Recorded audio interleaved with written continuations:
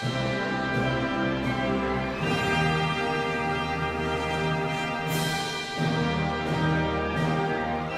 everyone and welcome back to the podcast.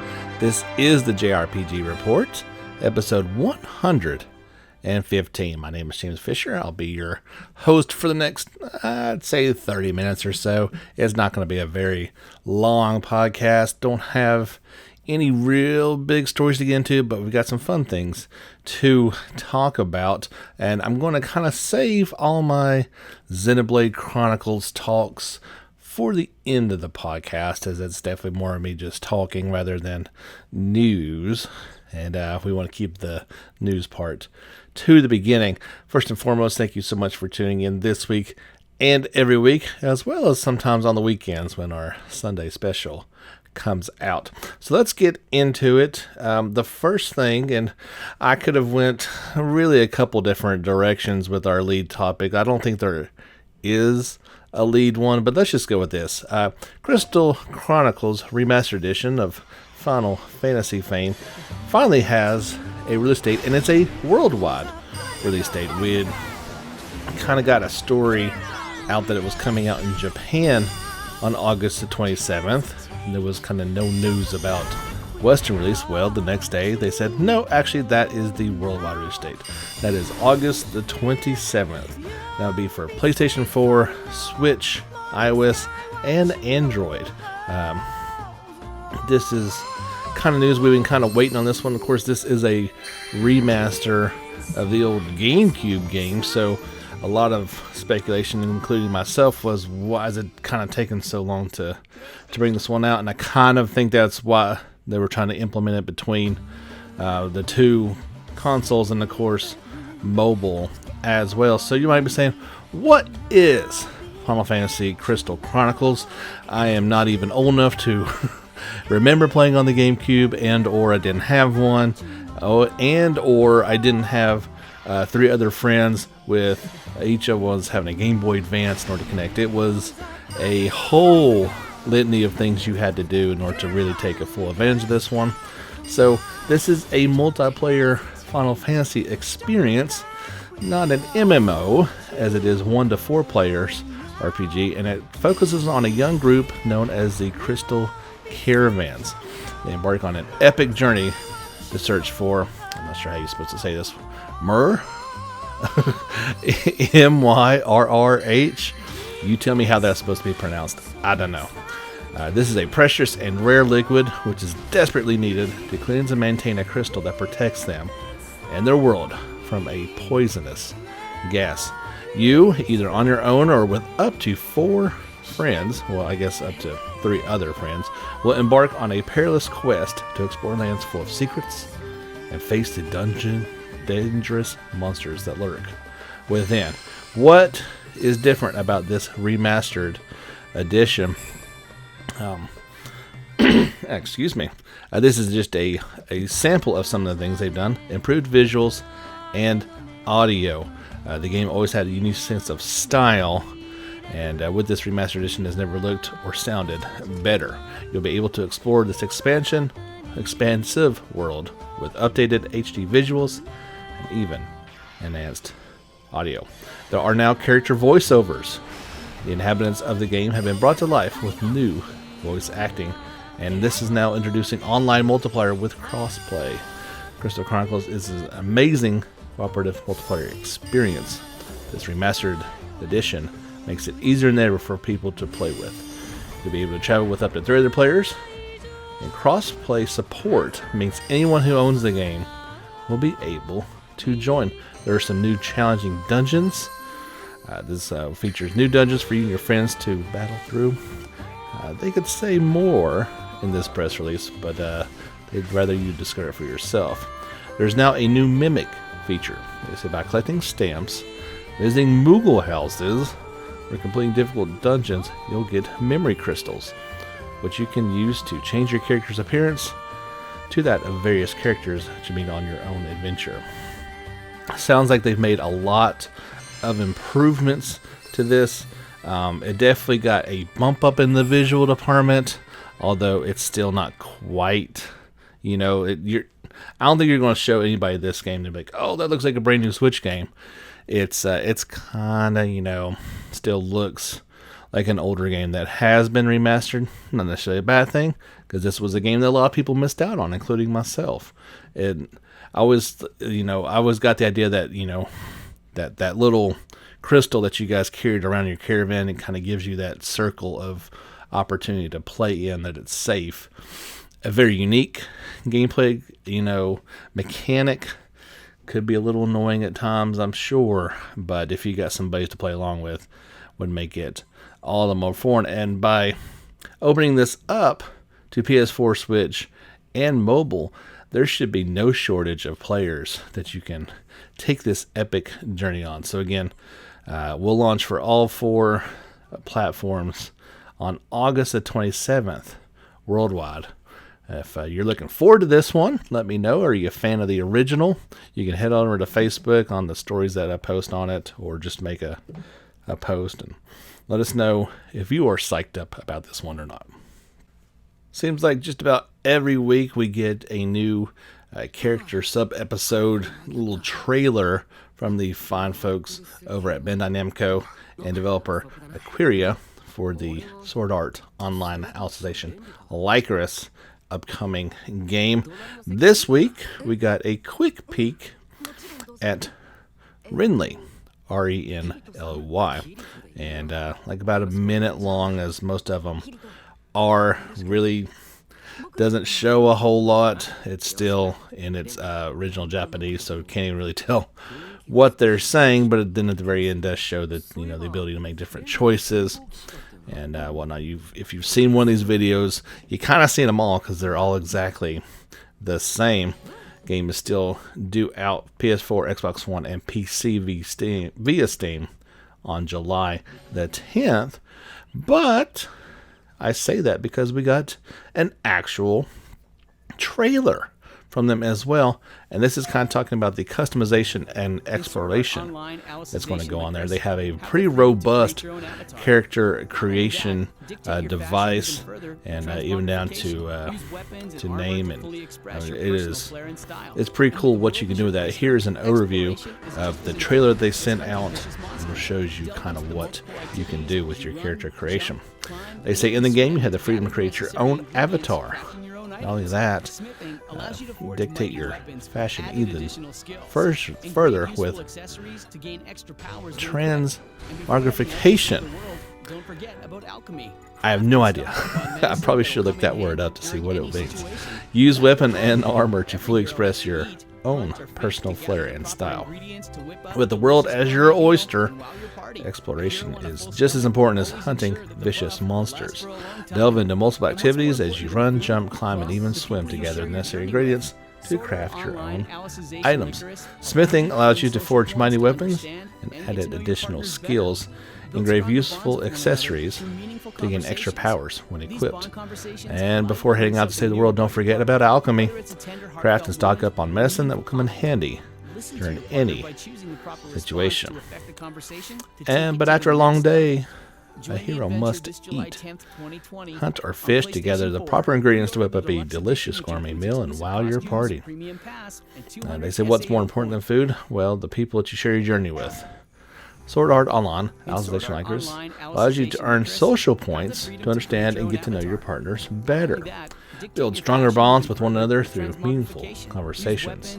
These bond conversations allow you to learn something new about your partner, whether it's a tender, heartfelt moment or meaningful comment.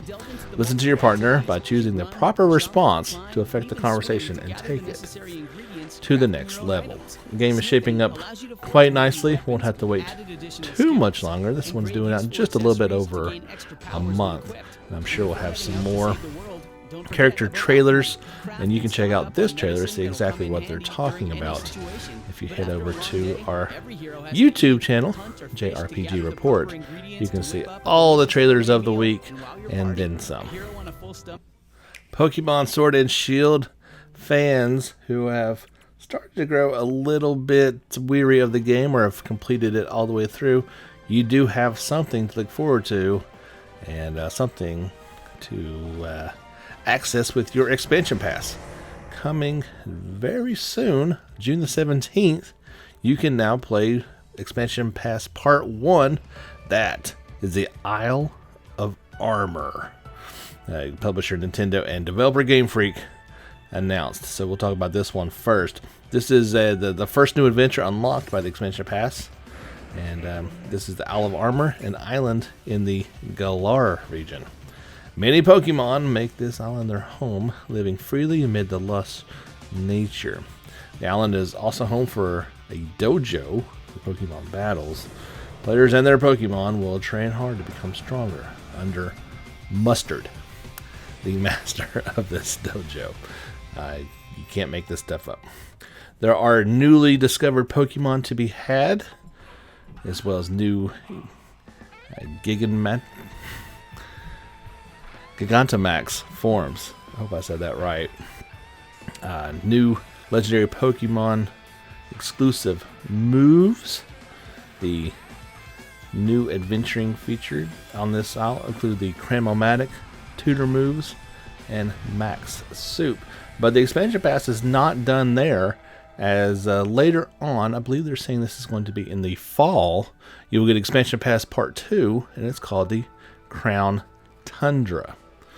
A little bit more about that. This is the second area, and it's a snow-swept realm of the Crown Tundra. In this frigid yet beautiful landscape, with its jagged winter mountains and shining silvery landscape, people live in small communities where they support and rely on each other. A man named Peony will appoint the player as the leader of his exploration team in the Crown Tundra, and task them with investigating the reaches of this frozen land. Players will also be able to explore the depths of the Pokemon dens seen during the Max Raid battles. What's more, it seems several previously unseen legendary Pokemon make the Crown Tundra their home. There are 2 of them with names I don't want to try to pronounce because I will butcher them. And actually, there's a bunch more of them. New characters, a Dynamax adventure, and the Galarian Star Tournament are all a part of this new expansion. There's a new trailer to go along with that kind of shows off what you'll be seeing if you've got that expansion pass when Isle of Armor launches June 17th, and then later on the fall with the Crown Tundra.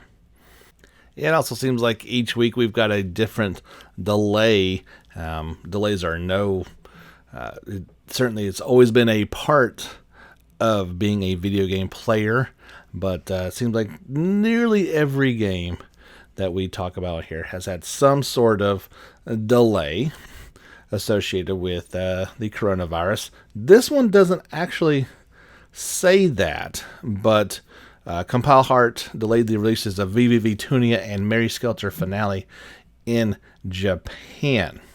VVV Tunia was previously planned to come out July 2nd on PlayStation 4.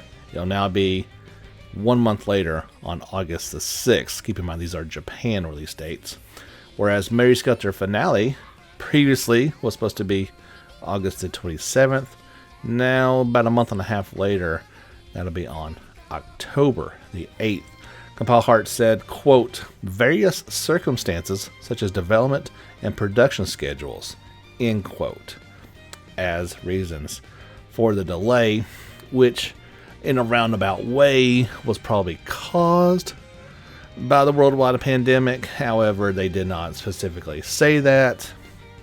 It's not a huge delay. You're talking a month and a half, but that is also pretty much exactly what we've seen from these other games. Somewhere in that month to a month and a half delay because of various contributing factors, as they say. Still no Western release for either of these games. Obviously, whatever it was supposed to be will be pushed back a little bit. I dare say, you may be looking at winter 2020 or 2021 for perhaps both of these, maybe a little bit later for Mary Skelter. On a brighter note with Mary Skelter Finale, we did get some more details about the game, including more characters and even this pretty cool zapping system. So first, the new characters. The first one that we have information for is out of Jack's group, and her name is Otsu, Otsuu. She is a former nightmare girl who lives for her beloved Little Mermaid. Now, keep in mind all these names, it seems like they have fairy tale or Disney inspired or whatever names, so they're going to be all thrown out there. They say that despite trying to become Little Mermaid's true prince, she sometimes shows the bashful and soft side you expect of someone her age. In Mary Skelter 2, she had hoped for a future in which Little Mermaid lives, which disrupted the balance of the world as a result. Anytime I'm going to be talking about these games, there's going to be the possibility for spoilers from the first two. You want to have a sequel or multiple sequels, it's going to be hard not to throw some of that stuff out there.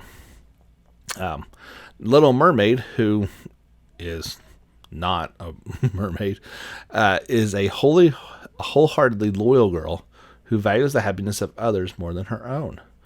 Her and Atsu vowed to marry each other.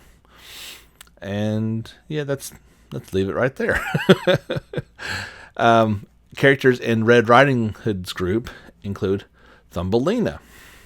Although young in appearance, she is reliable, straightforward, and the oldest of the three sisters. But in front of Jack, she is unable to be herself and even takes an aggressive attitude. There is Cinderella, a girl with a condescending and bratty tone. Although she is more confident in herself thanks to Jack, her habit of getting depressed for some reason or another is still prevalent. Those are the newest characters. Let's talk about that zapping system. So this is pretty cool. This allows you to switch between protagonists in real time and make your way through the tower based. There are multiple protagonists in the game. I believe I've seen there's at least 6 so far. They say there may even be more. So you can explore the same dungeon while not being wary of each other's presence. Use your wits to navigate each protagonist and guide them through paths otherwise impossible to tread. You kind of know this type of games before. We've seen it in Cold Steel a couple times as well, where you split up into groups, and in order for every group to advance, one has to go down a certain path, maybe hit a switch to open a door, that type of thing. However, with 6 of them, I don't know how much that's going to be a part of it. They do say as you progress, there may be points where you can no longer move forward. If you feel like you can not do that because of a dead end, switch to another protagonist and explore. By solving puzzles, you can open the door for another group and you'll progress. But they do say that there's some sort of thing called an item dumpster found in each dungeon. You can put items and equipment possessed by each protagonist group in the box, and you can transfer them to another. So let's say you've got 3 sets of the same equipment, and you don't need that anymore. We'll put in the old item dumpster, and another group can then access that and get some better equipment. Maybe there's items that are needed. I'm not exactly sure how that works, but sounds like a pretty cool mechanic. It's gonna be a while before we see this game, obviously, as we just talked about, but it's not looking too bad. We'll just have to wait and see. Of course, if we get this one over here, which I would say it's a decent possibility. We got another web commercial and some new images for The Legend of Heroes Hajimari no Kazeki during a recent Dengeki PlayStation live stream. Can't really talk about the commercial, although it doesn't show too much, and these are new characters, so it's not going to ruin much, but the information that we got I can talk about, and it seems pretty cool. They shared these screenshots of the game's new, quote, true I should have probably figured out how to say this word, Reverie Corridor, Reverie, and it is a freely accessible, randomly generated, large-scale side dungeon set in a different extra-dimensional space, where various events and conversations that do not occur in the main story will unfold. The elements you strengthen and items you obtain here can be brought back to the main story. Using special items known as Reverie Fragments, you can unlock and strengthen various systems, including max BP increase, assault gauge expansion, etc. And by releasing Sealing Stones, you can unlock character episodes and various mini-games. Don't go looking at these articles and web commercials, because if you have not played all 4 of them, including Cold Steel 4, which has not come out yet, and possibly including the Crossbell series, which has never been released in the West, and all the Sky games, you're going to see things you probably don't want to see. I saw a screenshot of the roster. I guess it was on like a menu screen of characters that you could select, and I want to say there was close. They're saying there's going to be 40. I could see about 30 to choose from, and I don't know how you're going to do it. I seriously do not know how you're going to choose a party in this game. I had difficult decisions to make in Cold Steel 3. And at best, you're talking about the new and old Class 7s, maybe a special guest here or there. That was not easy to do.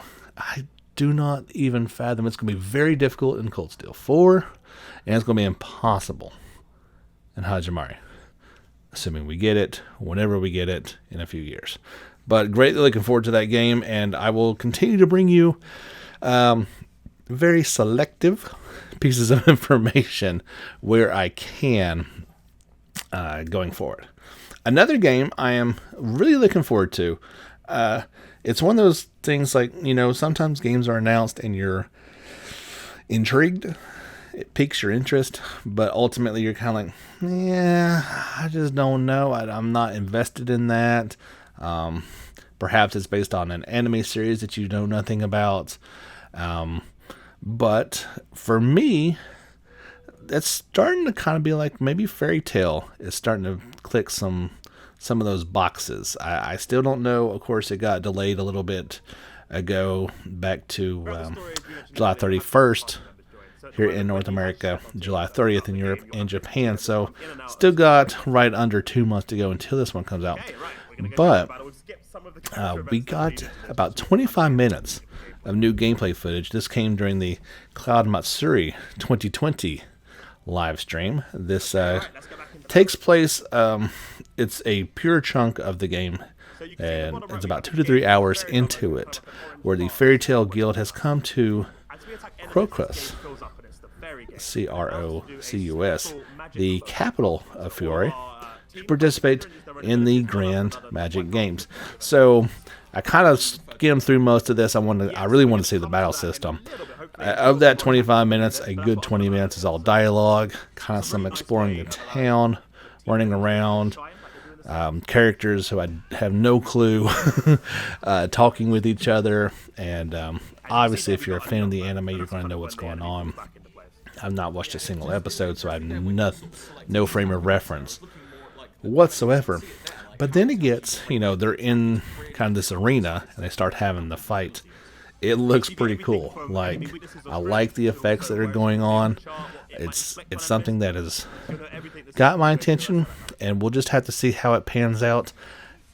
It's Gust and Koei Tecmo, so you kind of know what you've gotten from them in the past. Gust has kind of made some improvements here lately. They're starting to become a bit more of a player. This one is different and new, and I may give it a shot. We'll see. It may not be one of those day one purchases, but if nothing else comes out, I may be leaning towards it. How are you feeling about it? Is it on your radar? Are you just completely dismissing it? How does it go for you? That's a pretty good halfway point. We'll have some more stories to talk about on the other side, as well as some Xenoblade talk at the end. You're listening to episode 115 of the JRPG Report. All right, now that we got that all taken care of, let's get back into the news. We got a confirmation that Death End Request will launch for PlayStation 4 and PC via Steam this summer. In North America and Europe, publisher Idea Factory International announced. Now that late, I'd say it's probably going to be late summer, considering how we are 20 days away from summer beginning, and they weren't committal to even a month time frame. But you're probably talking about that late August into September region, somewhere's in there. Additionally, the publisher, they put out the opening movie. You can check that out over on YouTube, JRPG Report. And they also share some details on the game's day and night system. Now, gameplay is split between 2 time periods, day and night, obviously. During midday, you can visit the dormitory and explore La Gloria to search for clues. As evening sets in, the town metamorphoses into a haunted shell of itself. In the shadows sneak carnivorous creatures of the night. Players must delve into both day and night to learn in full what horrific secrets are buried beneath this secluded town. They ask, will Mai survive long enough to find her younger sister? Shaping up to be an interesting game. It looks pretty cool. We'll just have to wait and see when we get it in the West sometime later on this summer. Genshin Impact gave us its latest character, and that is Chongyun. Chongyun. MiHoYo updated their official website and gave us this character. Here is the description of it. He's an exorcist who roams the land of Lyri as his base of operations. Evil spirits fleeing wherever he goes. As heir to a clan of exorcists, he has always possessed abilities superior to most. However, these abilities are not the result of training, but an inborn trait. Congenital positivity.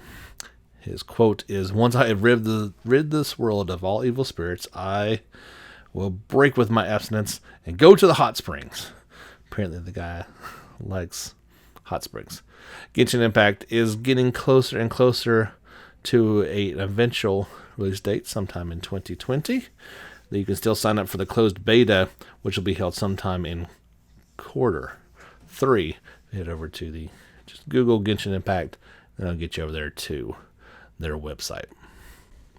P-Cube Asia took to Twitter, and they were going to announce that the Western release of the ridiculously long titled Is It Wrong to Pick Up Girls in a Dungeon? Infinite Combate. I guess that's how you say it. There's a E at the end of combat. That has been delayed until summer 2020. They'd already missed that original release date of early 2020 in that release window, so they're now saying sometime later on this summer. Of course, they cited delays with COVID-19 lockdowns in Japan as the reason for the date being pushed back. It has already been in Japan, at least back last November. But yeah, it's still going to be probably a little bit longer. It's supposed to release for PlayStation 4, Switch, and PC, or Steam at some point in time. If you were like myself, and before Final Fantasy VII Remake came out, you were frantically trying to find a Butterfinger or a Crunch Bar, or there was one other one that you could have gotten, Baby Ruth's. Turns out you didn't have to do that, because now the Tifa theme that you got by consuming that candy and putting the special codes and all that fun stuff, that theme is now available for all PlayStation 4 owners. However, I greatly enjoyed not only the amazing theme that came with it, but the Crunch Bar was delicious. So I have no regrets whatsoever. But if you were holding out and didn't want to spend those couple bucks to get that theme, I can't blame you. But you can now download that for free via the PSN store. The turn-based strategy RPG Banner of Maid will launch for PlayStation 4, Xbox One, and Switch sometime in 2020. Publisher CE Asia and developer Azure Flame Studio announced. The game first launched on PC in China back in May 2019 and was followed by PC releases via Steam and Western markets back in February.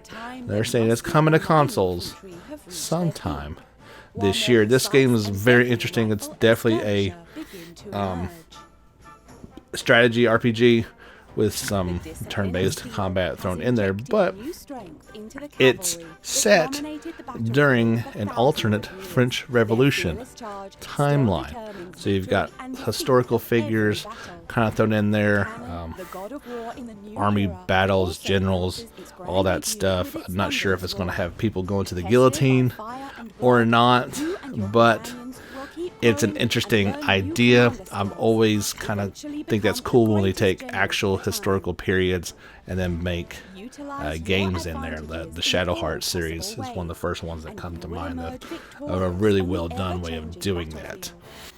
So I've actually got a couple of Xenoblade Chronicles, I'm throwing up the old air quotes there, news stories to tell you about before we talk about my gameplay experience. The fine folks over at the Good Smile Company are getting together with, they've done this for previous Xenoblade Chronicles 2 characters, but now it is being reported that they're going to be working on a Milia figure. I'm sorry if I pronounced that incorrectly. I've not gotten to her quite yet. Mila, everyone's got a different way of pronouncing their name. So it is coming soon. They're calling this a scale figure, and it's kind of so early in development they don't have a prototype yet, but they have announced that they're going to be doing that. The company usually does a 1/7 scale. If you recall, this is the same company that bought us the awesome Pyra and Mithra figures from Xenoblade Chronicles 2. They did announce that those are getting a rerun some point this year. They even did Cosmos into a 1/7 scale figure as well. Now these are not cheap.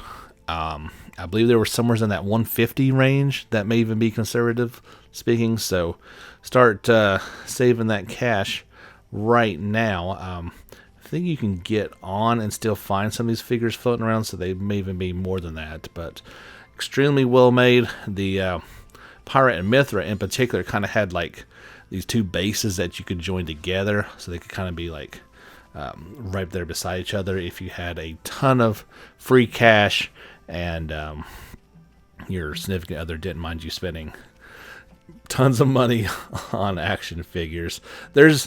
I have a collection. You guys have probably seen this before, but there is a certain dollar amount that I'm just not really willing to go much past, and it's hard to explain away that period, let alone when you're talking about hundreds of dollars.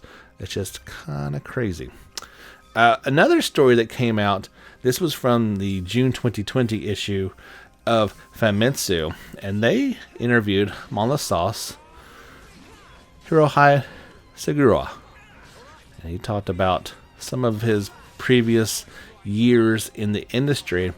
And what I won't read you the entire interview, but he was saying that back in the day he was working for Square, and that was right. Although he didn't work on Xenogears, he fell in love with that game, and that came out in 1998. And so around that point in time, there was some talk about making a Xenogears 2, but as we all know, that didn't happen. And what he was saying, he didn't say this is the entire reason for it. There were many factors that went into it, but during the interview, it was definitely at least a contributing factor that Square pouring all that money into, you may not even know the movie because it was so poorly received. They made a movie called Final Fantasy: The Spirits Within. This came out in 2001, and I'm of an age that I remember really looking forward to this movie. going to the theater and watching it, and then never watching it again. It had no business being called Final Fantasy, but we won't go down that path. Anyway, because Square sunk so much money into this movie that Xenogears 2 and probably other things just never saw the light of day. And that is one reason why, in part, it led to him forming Monolith Soft back in 1999 with the help of several others. And since they wanted to carry on this legacy of Xenogears, but obviously didn't own the rights to it, that's why they ended up going with Xenosaga Episode 1 in 2002 for the PlayStation 2. They say when it first started out as Namco, then Bandai Namco Studio, ended up being acquired by Nintendo in 2007. As of February 2020, Monolith Soft has 243 employees. So, thought that was a pretty interesting story of how one man's desire to want to carry on the legacy of a game that he truly loved led down a completely different path, and hence why not only do we get re-release of Xenoblade Chronicles 1, but then Part 2, many parents are fans of X, and then another new game in development. So it's kind of interesting how Square's decision to make a movie back many years ago has led to a pretty cool JRPG series that we know and love today. So obviously by this point, my initial estimation of 30 minutes for the podcast has been incorrect. But you never know how long it takes me to talk about these things. I can only guesstimate. Just want to talk for a few minutes about Xenoblade Chronicles, how much I'm really enjoying this game. I have a unique look at it that, obviously you guys heard my conversation with Jordan.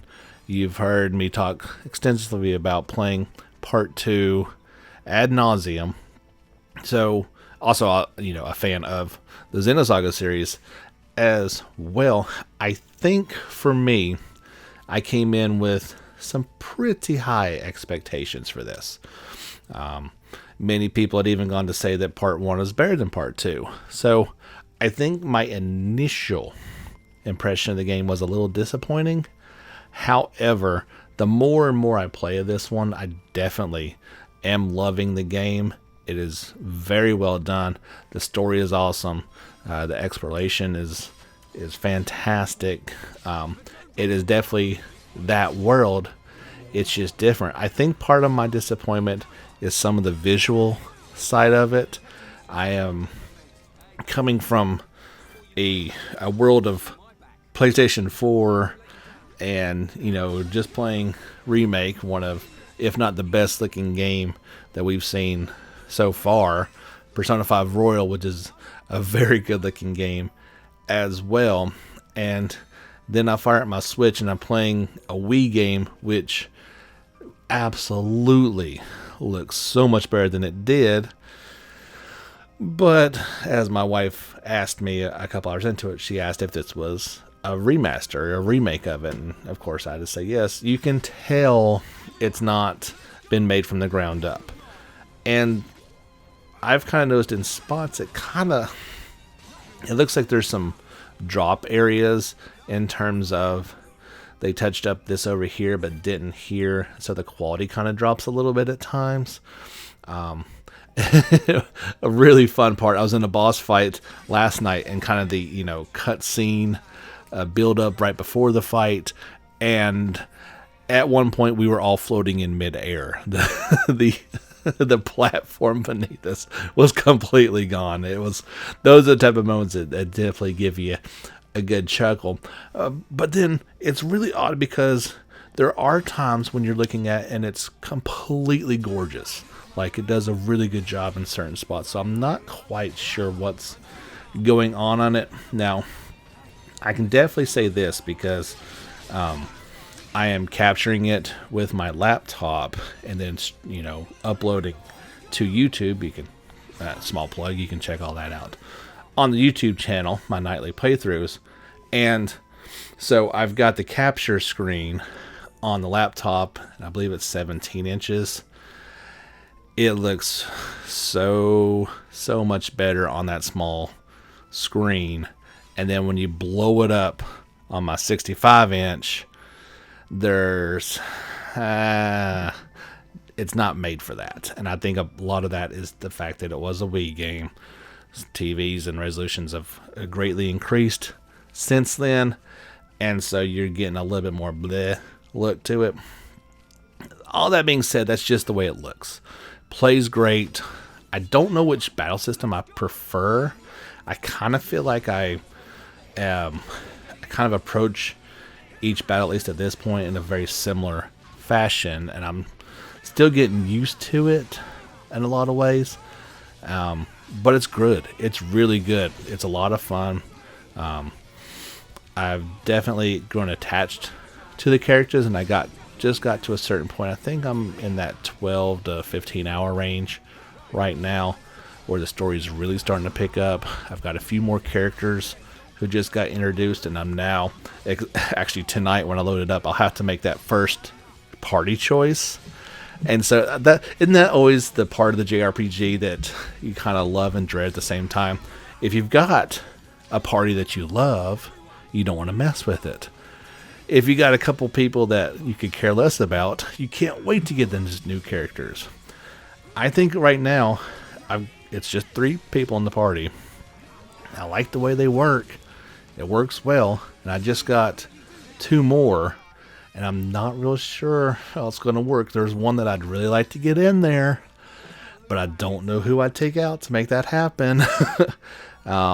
Maybe it's a point, with Xenoblade, it's interesting because while there's healing in battle, once the battle is done, your characters slowly, it ticks back all up. Well, not slowly, it's pretty quickly, a couple seconds and you're back to full health. Same thing if you jump off a cliff.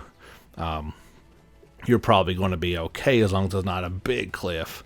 You may survive it and your health will come right back. So unless there's an enemy just waiting to pounce on you, healing is only really necessary when you get a big group of it or for boss fights. So maybe I can just kind of go, big offensive for a while and see how that kind of works out. There's multiple ways to play in terms of difficulty. There is that casual mode that we talked about.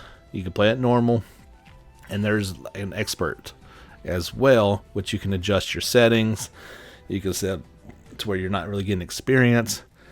Now, and Jordan we've been texting back and forth. He told me about this, that you're probably going to need to grind a little bit more than maybe you're used to.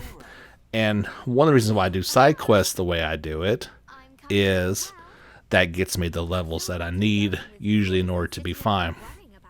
And I got about 2 hours into the first cave, quote-unquote, dungeon, and faced a unique enemy who was probably 2 or 3 levels below me, and he just wiped the floor with me. It wasn't even funny.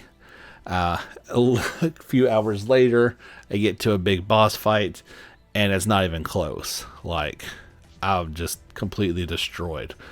At that point, I knew I needed to go do some grinding, go do some side quests, level up a little bit.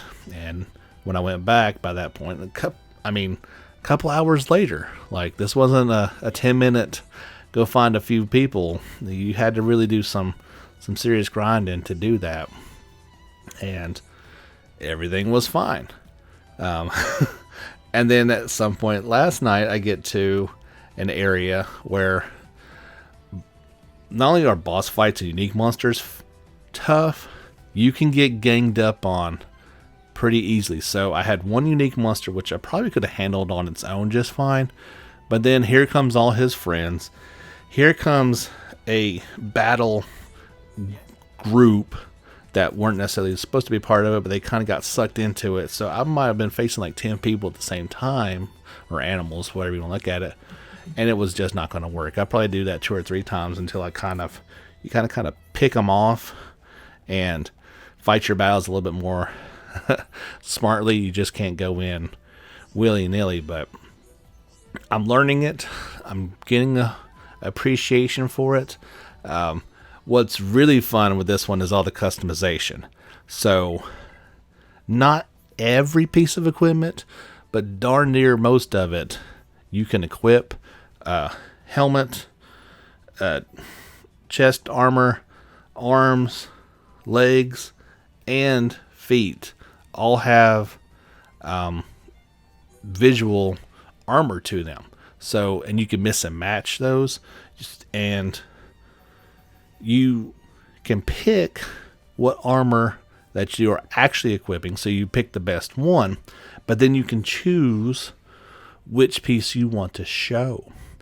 So as long as you've acquired that piece of armor, you don't have to have it with you actively. As long as you've acquired it, you can choose that as one of your appearance options. So let's just say you want to keep the original look for the entire game, you can do that. If you got something at the beginning that you really liked, and you want to stick with it, fine. If you got something new, and mix and match, a lot of different options that way. I was very impressed and have found myself kind of mixing and matching until I find something that I enjoy. You can take the helmet completely. You can run around in your underwear. I mean, you don't have to have the helmet. You can choose the no look of it. That's always, I don't wear the helmets because they just are kind of ridiculous to see them on there. But I'm really digging some of these conversations, and if it weren't for that visual aspect, I think I'd be like head over heels with this one. I'm not saying don't get it. It's a fantastic game. It's something that everybody's going to want to experience, and I'm not even got until the real juicy bits yet, and I'm already pre-hooked on it. But it's kind of just one of those, like, I was at the mountaintop with the remake and how pretty it was. So no matter what kind of came after that, it was not going to be as pretty looking. And we know the Switch's limitations. It's not going to be able to compete with the PS4, especially not a Pro. I realize that it's just kind of hard to look at sometimes. I think a lot, and one other factor, which is purely on me, is I played Part 2 a lot in handheld mode. I did not play it on the TV as much. I can't remember the exact circumstance of that. But now I'm playing on the TV, and so some of those deficiencies are a little more glaring, I think. Like I said, that's pure on me. Nothing I can do about it. But great game. Lots of fun. Definitely recommend it. I believe you will enjoy it as well. That's going to do it for episode 115. I hope you have enjoyed our news stories and my ramblings about Xenoblade Chronicles. You knew we were going to get something at some point in time. We'll be back on Sunday with a special. I don't know what's going to go on. Like, I kind of previewed in the last Sunday special that we're at this point in time to where news can break any day. We're waiting for a lot of things to come out. State of Plays are going to be coming out. We've got IGN Days of Summers coming out. We've got all the announcements that were supposed to come out around E3. So, very strong possibility that some of our Sunday specials are going to get turned into another podcast. And I can't tell you what's going to happen. I'm not really going to be making plans to do something because something could definitely pop up in the next couple of days. So I've got a couple of ideas on the back burner to fall back on. Ideally, I'd love to have 2 podcasts a week for the month of June because it should have some big stuff in it. And I don't want to wait. You know, if something came out tomorrow, I don't want to wait 6 days to report to you guys. I don't feel like that would be doing anybody any justice. So I'm kind of keeping it a little bit fluid right now and keeping myself able to cover things. So you're not going to hear previews for upcoming podcasts. I'll just bring them to you, and hopefully they'll be amazing and awesome. Don't forget, give us a like on Facebook, subscribe, and give us likes on YouTube, and you can follow us on Twitter. I'll be retweeting not only the latest news on there, but also some cool things that pop up. A lot of cool artists, putting their spin on characters in the JRPG world. I like to share those type of things. So you'll definitely want to follow us on all the socials. I keep them updated as often as I can. Support the podcast either at the bottom of the link for Anchor, or check out Patreon for JRPG Report. I'll be more than happy to accept your support. Till next time, guys, that's going to do it for episode 115. My name is James Fisher. Thank you so much for listening in. Get back out there and level up.